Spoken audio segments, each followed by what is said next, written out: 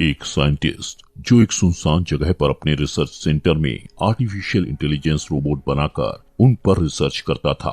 वो जानना चाहता था कि क्या हो अगर रोबोट्स में इंसान के ब्रेन से भी ज्यादा पावरफुल ब्रेन लगा दिया जाए। क्या वो रोबोट इंसानियत को फ्यूचर में आगे तक लेकर जा सकते हैं।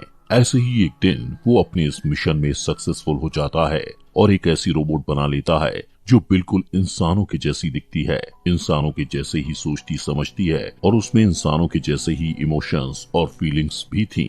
लेकिन हालात तब खराब होने लगे जब वो रोबोट हद से ज्यादा सोचने लगी। वो रोबोट उस साइंटिस्ट के साथ कुछ ऐसा करती है जिसको साइंटिस्ट ने सपने में भी नहीं सोचा था। लेकिन आखिर उस रोबोट ने उस साइंटिस्ट के साथ ऐसा क्या कर दिया था, चलिए जानते हैं। तो कहानी की शुरुआत ब्लू बुक नाम की एक कंपनी को दिखाते हुए होती है। ये कंपनी गूगल कंपनी की तरह ही एक सर्च इंजन कंपनी थी जिसमें कैलेब स्मिथ नाम का एक वर्कर काम करता था। एक दिन काम के दौरान कैलेब को अपने कंप्यूटर स्क्रीन पर एक ईमेल मिलता है जिसमें उसे बताया जाता है कि कंपनी के द्वारा आयोजित एक कंपटीशन में फर्स्ट प्राइज के तौर पर उसे कंपनी के मालिक के साथ उसके वीआईपी घर में एक हफ्ते तक रहने का मौका मिला है। इसके बाद अगले दिन कैलेब को लेने एक हेलीकॉप्टर आता है। कुछ देर बाद पायलट कैलेब को पहाड़ों के बीच एक जगह पर ले जाकर उतार देता है और उसे आगे का रास्ता बताकर कहता है कि एक हफ्ते बाद में तुम्हें इसी जगह लेने आऊंगा। इसके बाद पायलट वहाँ से चला जाता है। कैलेब पायलट के बताए रास्ते पर आगे बढ़ता है। थोड़ी दूर चलने पर उसे एक ट्रक जैसे शेप का घर दिखाई देता है। अब जैसे ही वो उस घर के पास पहुंचता है तो उसे कुछ आवाज सुनाई देती है जो उस घर के दरवाजे पर लगे एक एआई कंप्यूटर की आवाज थी जो कैलेब से अपने फेस को स्कैन करने के लिए कहता है। कैलेब अपना फेस स्कैनर के सामने ले जाता है। तुरंत उसे उसी मशीन से एक कार्ड मिलता है जिस पर उसका फोटो बना हुआ था। अब कार्ड मिलने के बाद ऑटो कंप्यूटर कैलेब को दरवाजा खोलकर उस घर के अंदर जाने को कहता है। घर के अंदर पहुंचते ही कैलेब देखता है कि बाहर से खराब दिखने वाला ये घर अंदर से एक शानदार रिसर्च सेंटर जैसा है। थोड़ा आगे बढ़ने पर उसकी मुलाकात उस कंपनी के एसईओ नेथन से होती है जो उस समय एक्सरसाइज कर रहा था। नेथन कैलेब का वेलकम करता है और उसे ड्रिंक लेने के लिए कहता है। पहले तो कैलेब वहाँ कुछ अनकंफर्टेबल फील करता है लेकिन बाद में उसके साथ एंजॉय करने लगता है। इसके बाद नेथन उसे नीचे लेकर जाता है जहाँ बहुत सारे रूम्स बने हुए थे।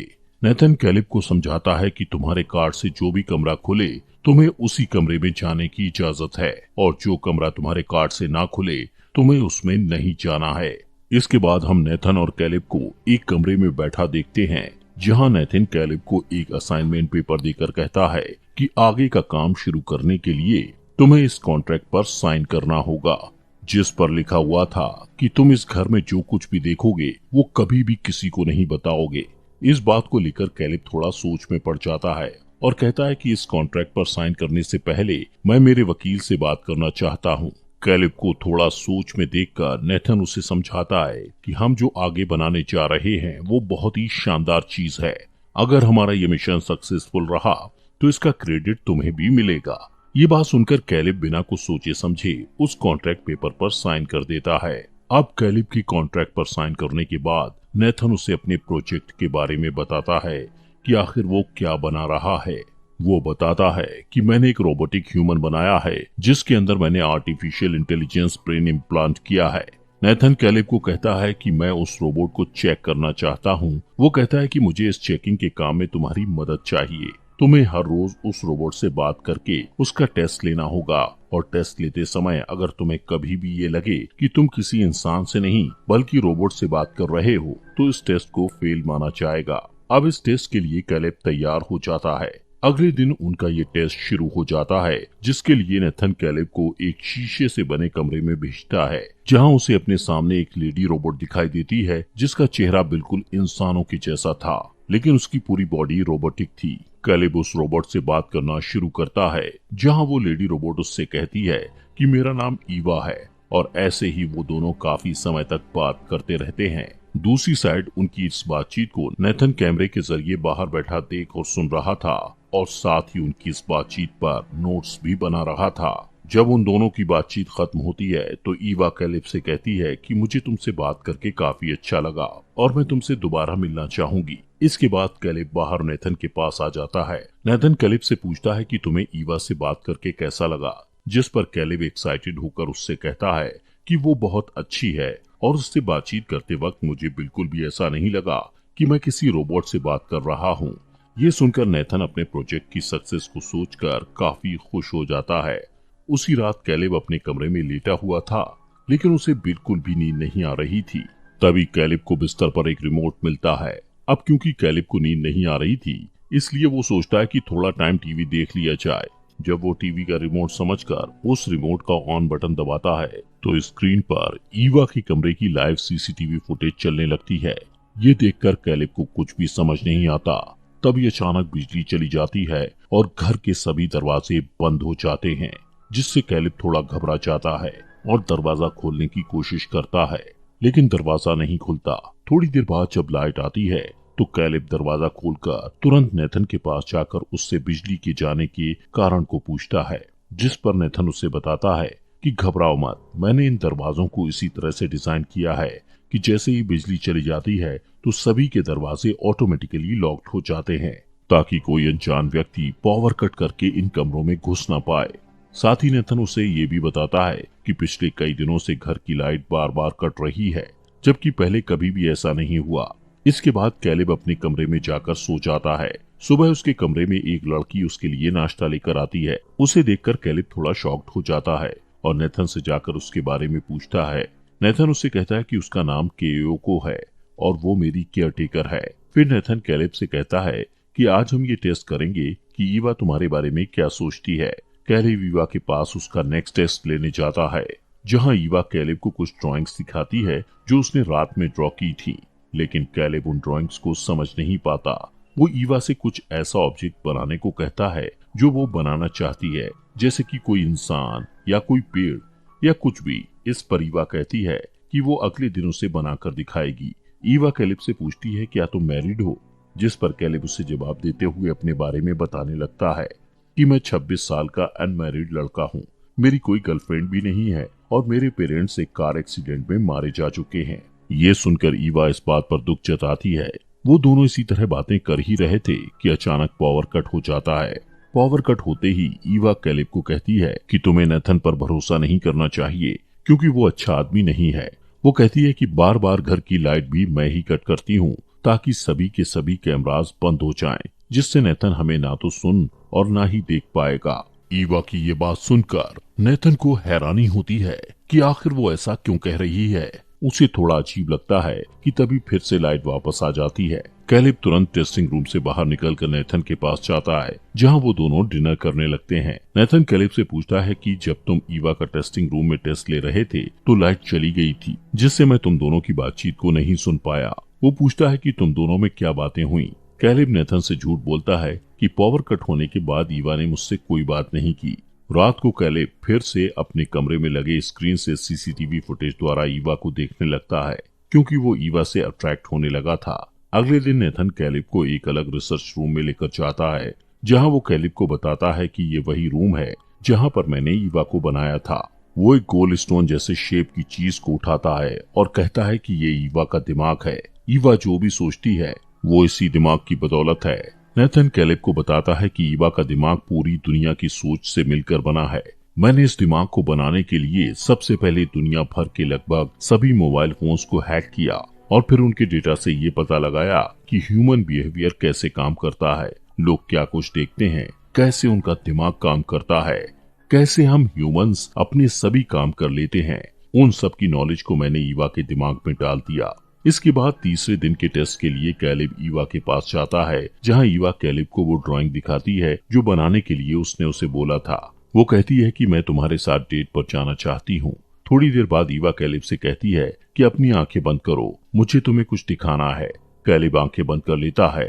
तभी ईवा अंदर जाकर बिल्कुल इंसानों के जैसे कपड़े पहनकर कैलिब के सामने आती है, जिसे देखकर कैलिब ईवा के प्रति और भी ज्यादा अट्रैक्ट हो जाता है। इसके बाद ईवा कैलिब से पूछती है क्या तुम मुझे पसंद करते हो, जिस पर कैलिब कहता है कि नहीं, लेकिन ईवा उससे कहती है कि तुम झूठ बोल रहे हो, क्योंकि मैं तुम्हारे फेस एक्सप्रेशंस को रीड कर सकती हूँ। इसके बाद कैलिब नेथन के पास जाकर उससे बताता है कि ईवा लोगों के इमोशंस समझ सकती है और सच और झूठ को पकड़ सकती है। इसके साथ ही वो लोगों से फ्लर्ट भी कर सकती है।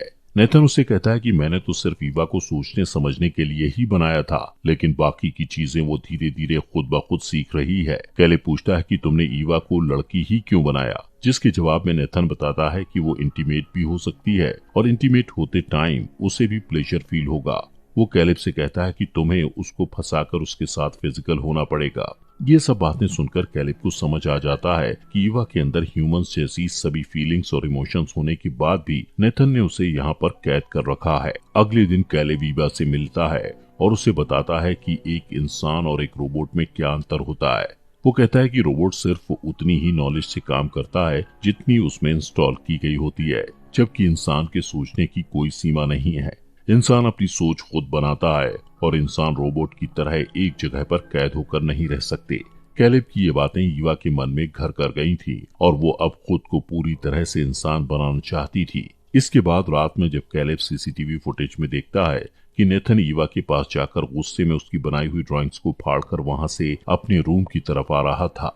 कैलेब नेथन से बात करने के लिए उसके रूम में जाता है, जहां पर वो केओको को देखता है और उससे पूछता है कि नेथन कहाँ है।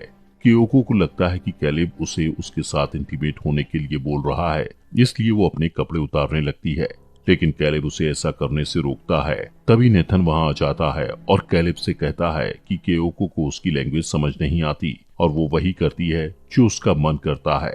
नेथन बहुत नशे में था, इसलिए वो केओको के साथ नाचने लगता है और कैलेब को भी उसके साथ नाचने के लिए कहता है, जिससे कैलेब वापस अपने कमरे में चला जाता है। अगले दिन जब कैलेब ईवा का टेस्ट लेने जाता है तो ईवा पावर कट करके उससे बोलती है कि मुझे पता है तुम्हें यहाँ पर मुझे टेस्ट करने के लिए बुलाया गया है, लेकिन अगर मैं नेथन के इस टेस्ट में फेल हो गई तो वो मेरे साथ क्या करेगा। तभी ईवा कैलेब से कहती है कि जिस तरह तुम मुझे प्यार करने लग गए हो उसी तरह मुझे भी तुमसे प्यार हो गया है और मैं जिंदगी भर तुम्हारे साथ रहना चाहती हूँ, लेकिन पूरी तरह इंसान बनने के बाद। इस टेस्ट के बाद कैलेब नेथन के पास जाता है और उससे पूछता है कि अगर ईवा इन टेस्ट में फेल हो जाती है तो तुम उसके साथ क्या करोगे। इसके जवाब में नेथन कैलेब से कहता है कि अगर ऐसा हुआ तो मैं ईवा के सभी बॉडी पार्ट्स को संभाल कर रख दूंगा और उसके ब्रेन की पूरी मेमोरी को इरेज करके उसके अस्तित्व को ही मिटा दूंगा। फिर एक नया इससे भी ज्यादा एडवांस ब्रेन बनाऊंगा जिसमें मैं उन सभी बातों का ध्यान रखूंगा जो ईवा के ब्रेन में नहीं थी।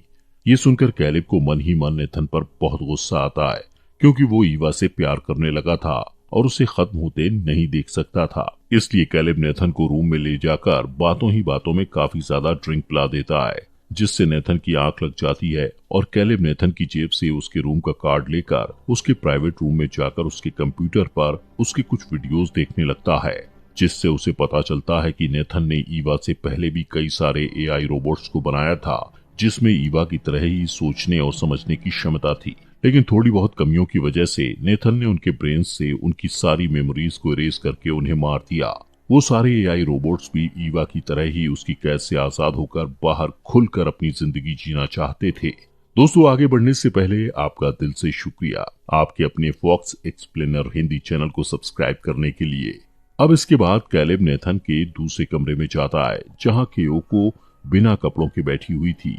कैलेब वहां पर लगे कपबोर्ड को खोलने लगता है और देखता है कि उन कपबोर्ड्स में उन्हीं रोबोट्स की बॉडी पड़ी है जिनको नेथन ने शट डाउन करके वहां रखा हुआ था।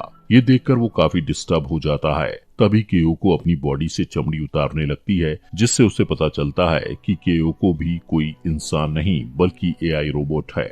उसमें भी इंसानों की तरह समझ और फीलिंग्स थी, लेकिन फिर भी नेथन उसे गुलामों की तरह रखता था। वहीं उधर नेथन की आंख खुलती है और वो नशे की हालत में ही अपने प्राइवेट रूम में जाने के लिए अपने कार्ड को ढूंढने लगता है, जिससे कैलेब रूम से बाहर आकर उसका कार्ड नीचे गिरा देता है और उसे कहता है कि तुम्हारा कार्ड यहाँ नीचे गिरा पड़ा है। इसके बाद कैलेब अपने रूम में जाकर लेट जाता है, लेकिन अब उसे खुद पर भी शक होता है कि कहीं वो भी तो रोबोट नहीं है, जिसके लिए वो खुद की बॉडी चेक करने लगता है और यहाँ तक कि अपने हाथ पर भी कट लगाता है, जिससे उसके हाथ से ब्लड निकलने लगता है।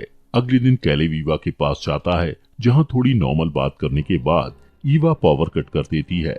तब कैलेब उसे बताता है कि अगर तुम टेस्ट में फेल हुई तो नेथन तुम्हारे ब्रेन से तुम्हारी सारी सोच और मेमोरीज को मिटा देगा, जिससे तुम मर जाओगी और फिर वो तुम्हारी बॉडी को संभाल कर कपबोर्ड में रख देगा। ये सुनने के बाद ईवा कहती है कि क्या तुम मुझे बचा सकते हो, जिस पर कैलेब कहता है कि हाँ, मैं तुम्हें बचाऊंगा और ईवा को अपने प्लान के बारे में बताता है कि मैं नेथन को ज्यादा ड्रिंक पिलाकर सुला दूंगा और उसकी कार्ड को लेकर उसके पीसी से इस बिल्डिंग के सारे सिक्योरिटी सिस्टम को रिवर्स कर दूंगा और फिर जैसे ही तुम पावर कट करोगी तो बिल्डिंग के सभी दरवाजे खुल जाएंगे और हम यहाँ से भाग जाएंगे। अगले दिन कैलेब नेथन को बातों ही बातों में ड्रिंक करवाने की कोशिश करता है, लेकिन नेथन ड्रिंक करने से मना कर देता है। वो कहता है कि मैं कई दिनों से काफी ड्रिंक करने लगा हूँ, तो अब मैंने पीनी छोड़ दी है। वो कहता है तुमने अच्छा काम किया है और आज तुम्हें हेलीकॉप्टर लेने आएगा। तभी नेथन उससे कहता है कि क्या तुम्हें सच में लगता है कि ईवा तुमसे प्यार करती है या फिर वो वहाँ से निकलने के लिए तुम्हारा इस्तेमाल कर रही है। ये सुनकर कैलेब को समझ आ जाता है कि नेथन को पता चल चुका है कि मैं ईवा को यहाँ से आजाद करना चाहता हूँ।